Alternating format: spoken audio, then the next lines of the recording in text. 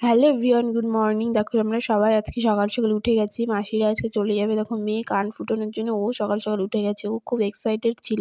তো এই যে এখন লেগেছে, এখন করে উঠেছে। আমি বলছি, কী হলো এটা? তো এই দেখো সবাই হাসাহাসি শুরু করে দিয়েছে। ও হাসছে, লেগেছে তাও হাসছে।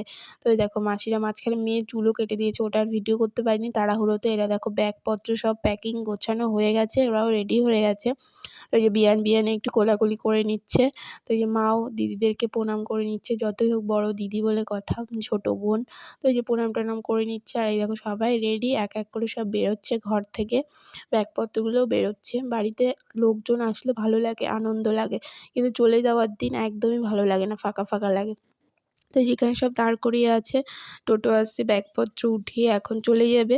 তো এই যে আবার কবে দেখা হবে জানা নেই। তো যে যাচ্ছে, আবার কবে দেখা হবে দিন গুনি।